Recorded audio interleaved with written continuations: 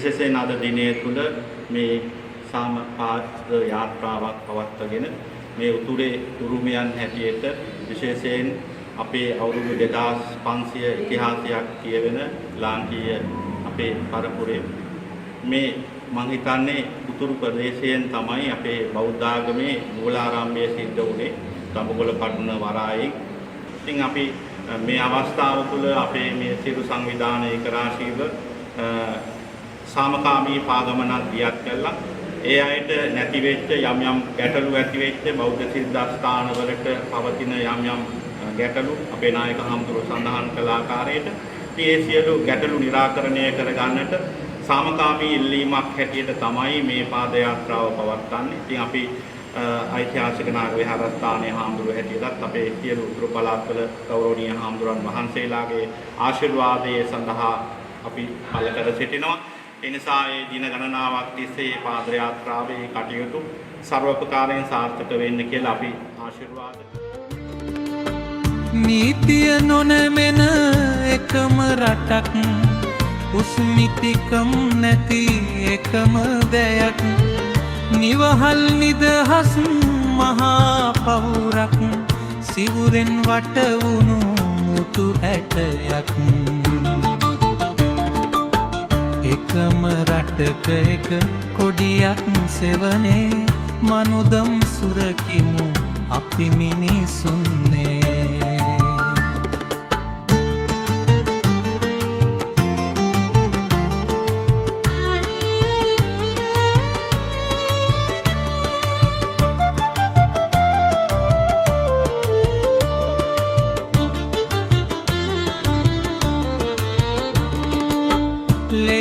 ලෙයක් නැති මහා සටනක් බුද්ධිය වපුරන දර්ශනයක් වසවිස මුසු නැති මහා පොළොවක් අපේ දෙයින් ගොඩ නැගුණු රටක්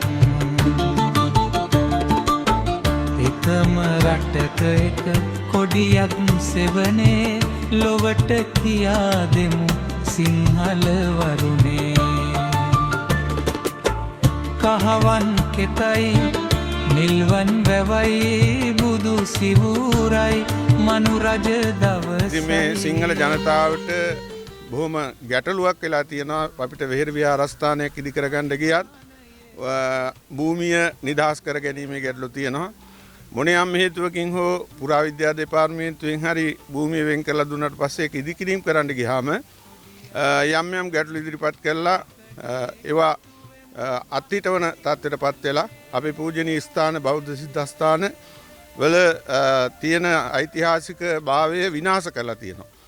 පුරාවිද්‍යා දත්ත විනාශ කරලා ඒවා වෙනත් ආගමික සිද්ධාස්ථාන වශයෙන් හඳුන්වලා තියෙනවා. ඒ නිසා අපිට ඒක විශාල ගැටලුවක්. මොකද අපි කැමති නැහැ අපේ අනන්‍යතාවය විනාශ කරලා දානවට. මේ ප්‍රදේශයේ දෙමළ ජනතාවට දෙමළ වීම මත යමක් අහිමි වෙලා තියෙනවා කියන එක ඇත්තටම ගත්තහම අපිට පේන්නේ නැහැ. ඒකට හේතුව තමයි රට පුරා ඇවිදලා බලපුවාම රටේ හැමෝටම අහිමි වෙච්ච කොටසක් තියෙනවා.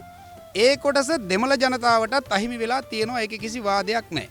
නිසා මේ තියෙන්නේ පාලකයන් දූරදර්ශීව දකිමින් විසඳන්න ඕන ප්‍රශ්න ටික විසඳන්නේ නැතුවහම අවස්ථාවාදී කල්ලි කණ්ඩායම් විසින් ඒ ප්‍රශ්න තමන්ගේ කරගෙන ඒකට කොඩියක් හදාගෙන ඒකට සංවිධානයක් හදාගෙන ඒකට පාඨපක්ෂ හදාගෙන වැඩ කරනවා. නිසා අපි ඊටාම පැහැදිලිව කියන්නේ දෙමළ ජනතාවත් අපි සිංහල ජනතාවත් අපි වෙනත් ජාතිකයනුත් අපි. ඇයි අපි කියන්නේ මේ මුළු රටම එකම ශ්‍රී ලංකාව.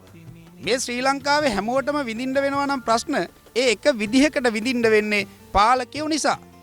එනිසා ඒ ප්‍රශ්න වෙන වෙනම අරගෙන ජාතීන්ට අනන්‍ය ප්‍රශ්න බවට පත් කරගන්න යත්න දැරීමේ වැරද්ද මෙතන තියෙනවා. ඒක අතර ත්‍රස්තවාදයේ මතුවීම නිසා තමයි තැනකදී සිංහල මිනිස්සු පීඩාවට පත් වෙනවා, තැනකදී දෙමළ මිනිස්සු පීඩාවට පත් වෙනවා, තැනකදී ආගමිකයෝ හැටියට පීඩාවට පත් වෙනවා. ඒක විසඳන්න දිගු කාලීන දැක්මකින් වැඩ කරන්න ඕන කියන එක තමයි අපේ අදහස. கலிஷ்டா காமினி நான் இப்பொழுது வசிக்கிறேன் வந்து நாவட்குழி சிங்கள குடியேற்ற திட்டத்தில் நாங்கள் வந்து இந்த பாத யாத்திரை செய்கிறோம்.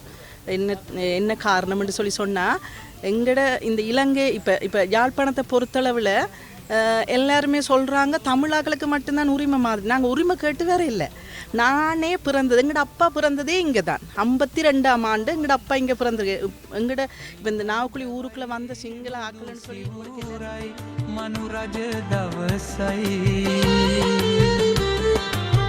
තුන්ලෝකෙම නතු අවිමානයේ තතු රැට පරපුර මතු මේ හෙළබිම සතු එකම රටක එක කොඩියක් සෙවනේ එකඩ එකතුවෙමු අපි සිංහලුනේ